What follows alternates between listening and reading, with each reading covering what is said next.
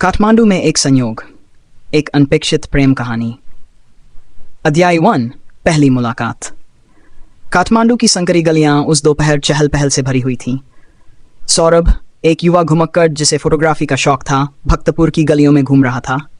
ऐतिहासिक इमारतें, खूबसूरत मंदिर और रंग बिरंगे बाजार उसे अपनी ओर आकर्षित कर रहे थे। उसी समय समीक्षा, एक खुशमिजाज और आज़ाद ख्यालों वाली लड़की, अपने दोस्तों के साथ घूम रही थी। वह एक छोटी सी दुकान पर रुकी और दूध वाली चाय खरीदी। चाय का मज़ा लेते हुए उसे इस बात का अंदाज़ा भी नहीं था कि दूर से कोई उसे देख रहा था। सिर्फ एक नज़र का मिलना था, लेकिन सौरभ के दिल में कुछ अजीब सा एहसास हुआ, जैसे किसी अनजानी डोर से जुड़ गए हों।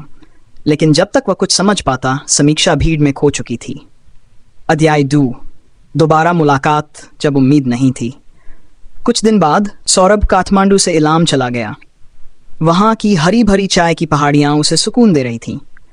एक दिन वह एक छोटे से कैफ़े में बैठा चाय पी रहा था, तभी उसने एक जानी पहचानी हंसी सुनी और वहाँ समीक्षा खड़ी थी। समीक्षा ने भी उसे तुरंत पहचान लिया। अरे, तुम वही हो ना जो भक्तपुर में दिखे थे? उसने मुस्कुरा कर पूछा। सौरभ थोड़े हैरान थे, लेकिन मुस्कुरा दिए। हाँ, और तुम वही हो जो चाय पीते वक्त दुनिया भूल गई थी। समीक्षा हंस पड़ी और वहीं से उनकी बातचीत शुरू हो गई।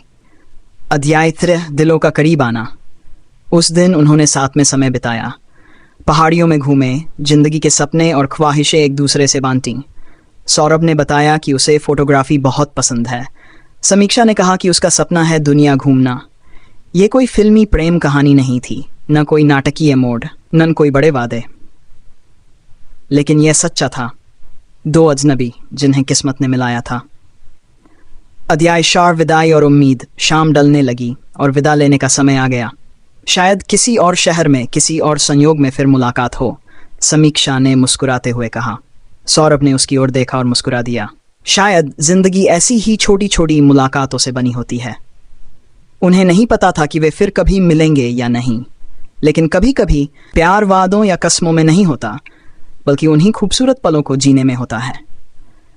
कभी कभी प्यार को हमेशा के लिए बांधने की ज़रूरत नहीं होती, बस सही पल मिलना चाहिए।